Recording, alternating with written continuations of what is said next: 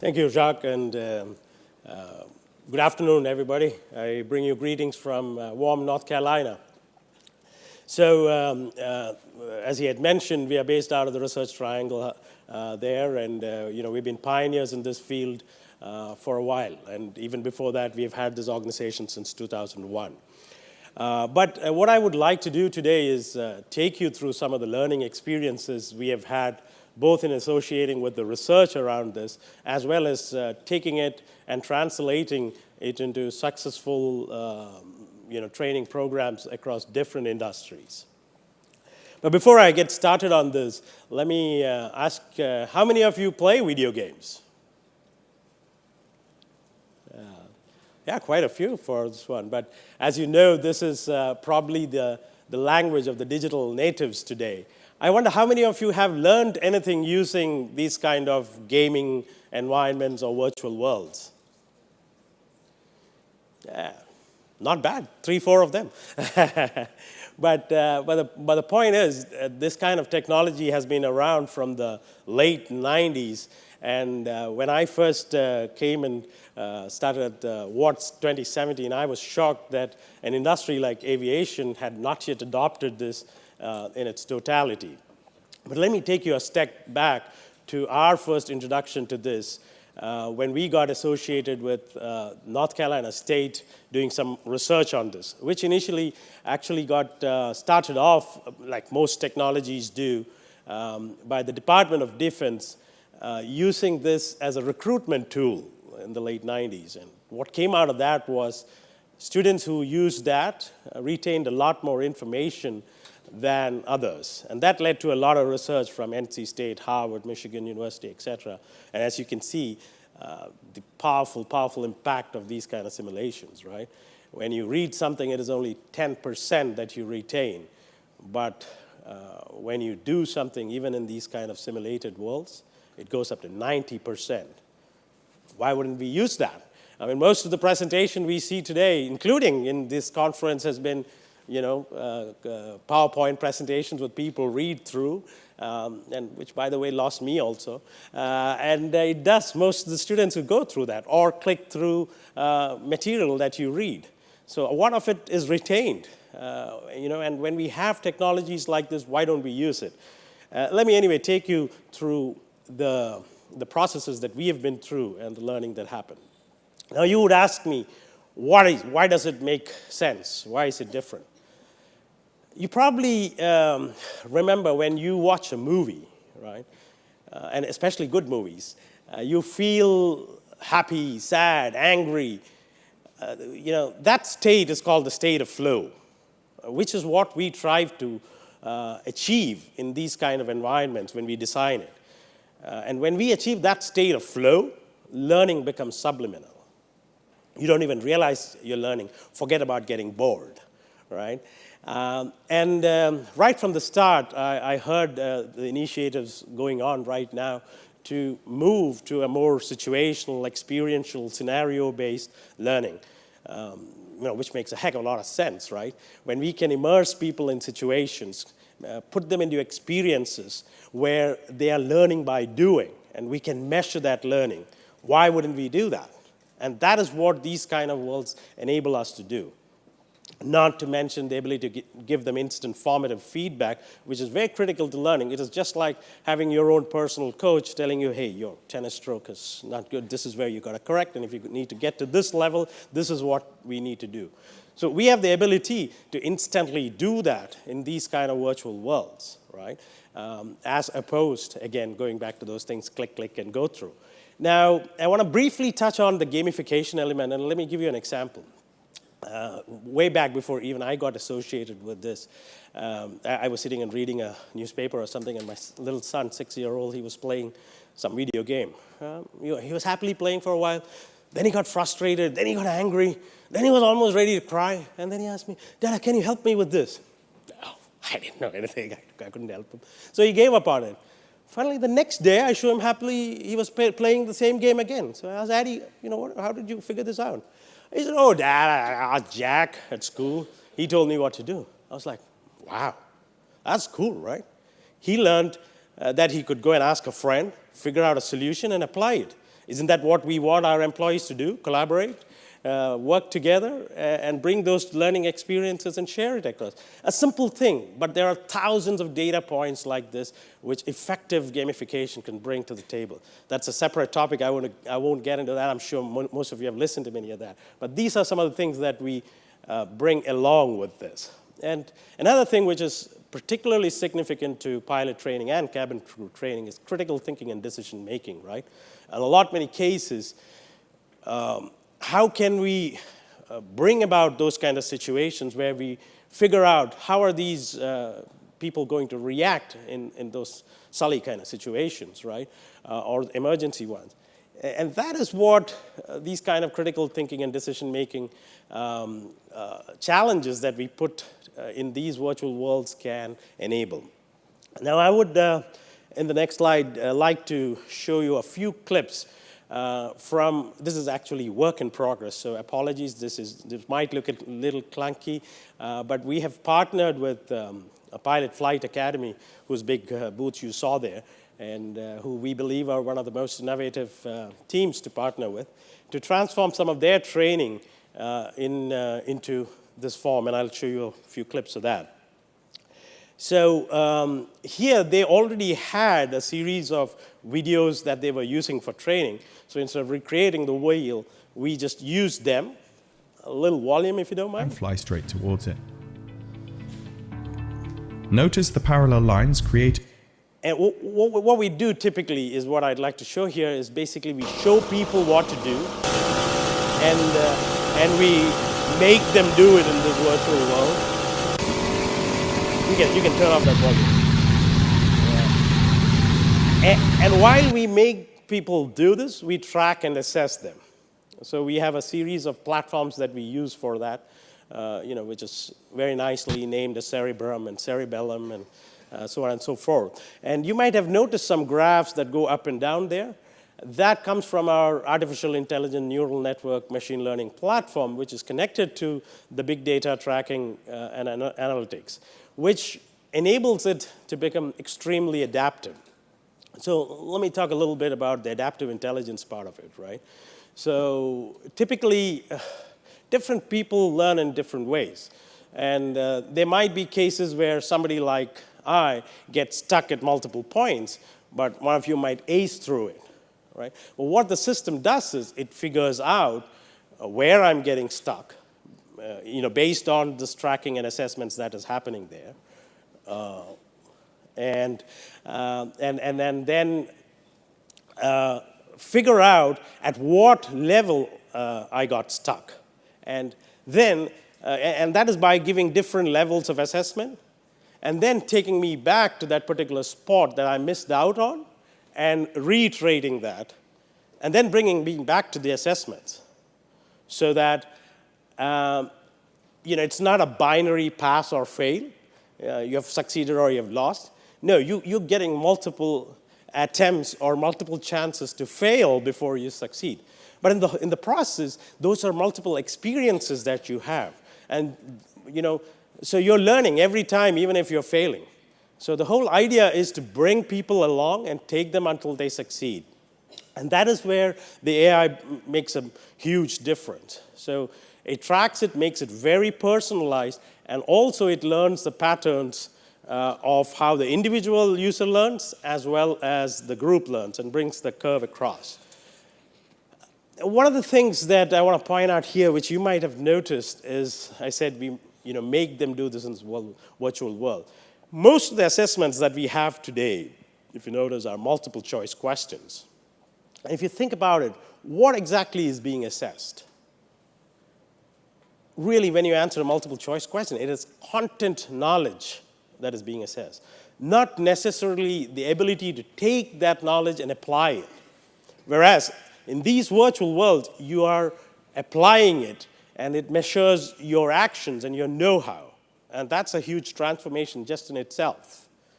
And again, I had heard, in the first few sessions about how we need to transform assessments. Well, we have the ability to do it. It already exists. I spoke briefly about adaptive intelligence and how we use AI to make it really, really effective. Marco will be talking a lot more about that.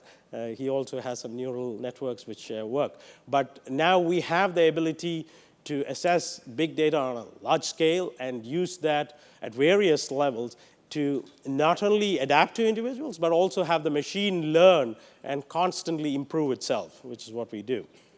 Another thing I want to point out is stealth assessments. I don't know how many of you are familiar with that. But within this virtual worlds, we have the ability to bring in assessments where people don't know what they're being assessed about. And I'll give you the same example that Dr. Aneta gave to me when he introduced me to this topic a long time back. He said, Thomas, in this gamified environment, you have to cross this river full of piranha and save the damsel in distress. How would you do it? So I brought in my wealth of information and learning, and I said, well, I'll build a boat and row across and save her. Again, my little son was sitting there, and he turned to him and, Eddie, how would you do it? He said, oh, I'll freeze the lake and slide and save her. I didn't even think of that option, right? But both of us solved the problem. But the thing was, the question was posed from a creative problem-solving ability. And obviously, I flunked, right? But that's the thing. We have the ability, if we design it well, to assess people's integrity, the ability, how do you react to disaster? How do you react in tough circumstances? Like, that Sully landing in New York, for instance, right? I mean, I know for a fact I would have frozen and everybody would have died, without a doubt. So, you can assess those kind of situations right now, given the current technology and the ability to track big forms of data. Let me show you a couple of examples that I pulled up, since we haven't done specifically anything in cabin crew training. This is very basic, but this can give you an idea about what are the possibilities.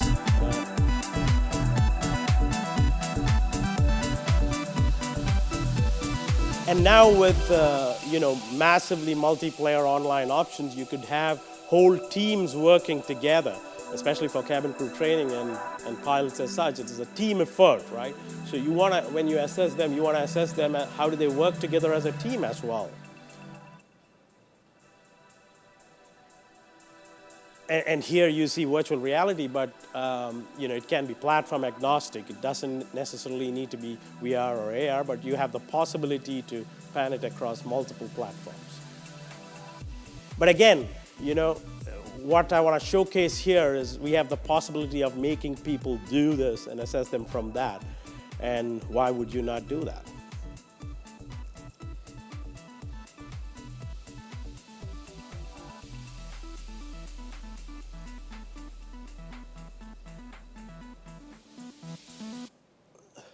I also want to show another example of augmented reality where they're actually using it in the cabin with HoloLens. Or alternatively, they may be under some stress. New Zealand Air. This technology could allow us to anticipate our customers' needs and then tailor our service so that from the moment they step on board, we're giving them exactly what they need to feel safe, comfortable, and taken care of. Possibilities, eh? This might not be relevant to your specific segments of training, but nonetheless, this gives you an idea about what can be done with these kind of technologies, and hopefully you can imagine how it translates to your particular fields. Can we increase the volume a little bit, please? And then learn about each one in context. Fuel filter. This component plays an essential role in keeping the fuel clean before it passes through the rest of the systems. Now remember, with HoloLens, I won't go too much into that, but I guess you can imagine what can be done with similar things. And I often say what we can do with these kind of virtual worlds is only limited to our imagination. And let me show you another example where they are using this in Dassault. And you are the trainee, you're red today, so if you move your hand as well, wave back, okay, high five, hello.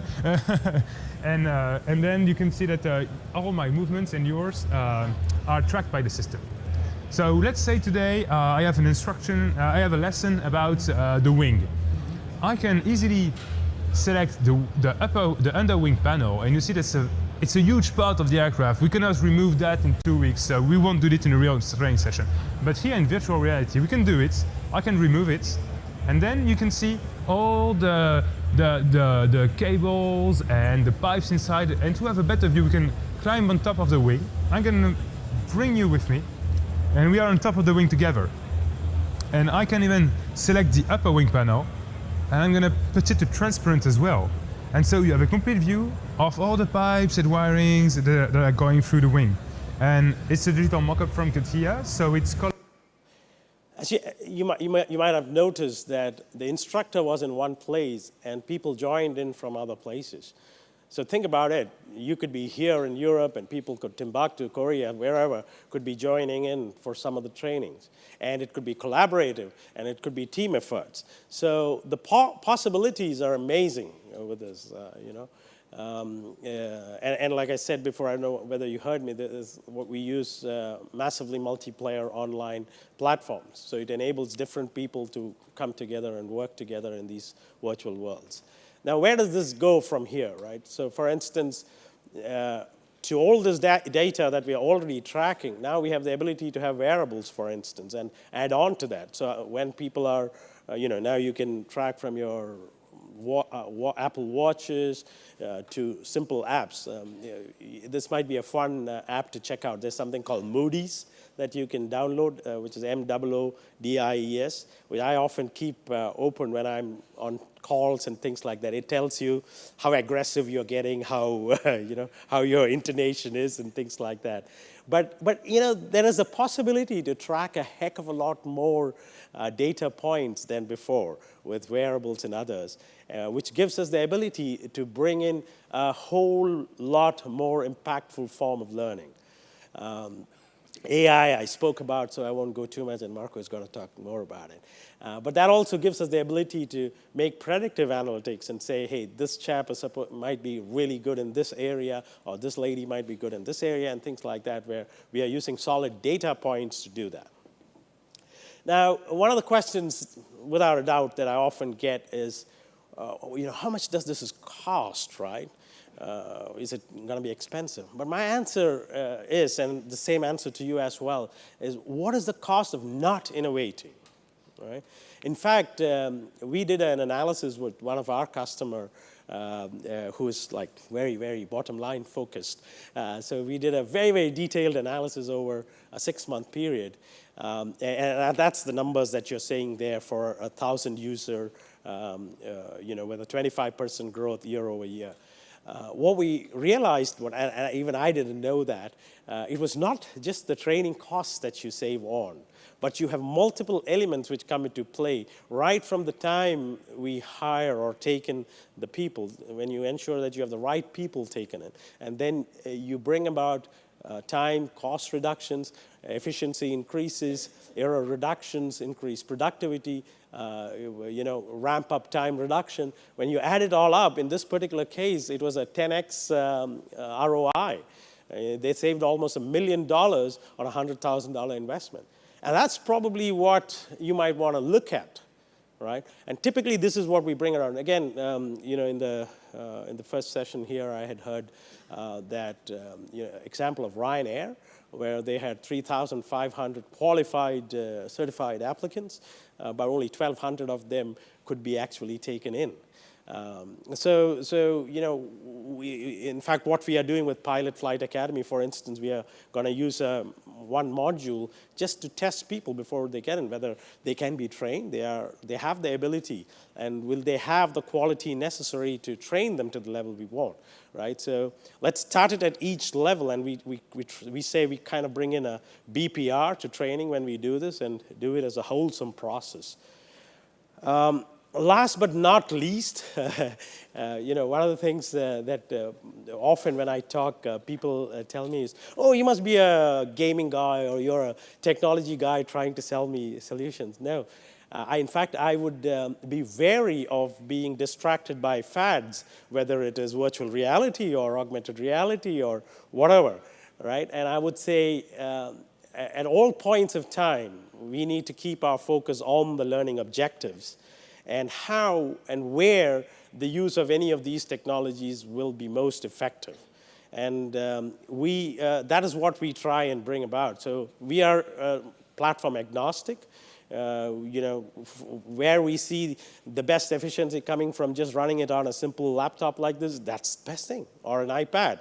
But in some cases, having a virtual headset, which, by the way, you can achieve with a simple iPhone or Android phone without going into too much of the heavy stuff, is better than a laptop. So bottom line is we try and see how we achieve the learning objectives by bringing in these aspects of immersive learning, of evidence-centered design, making it experiential and situational, scenario-based, competency-based, evidence-centered, and ultimately take people to 100% retention of knowledge, which, with our experience across the various industries, like you see, we've done it for JP Morgan, we have done it for trucking, we have done it for outsourcing, and we've had these amazing successes.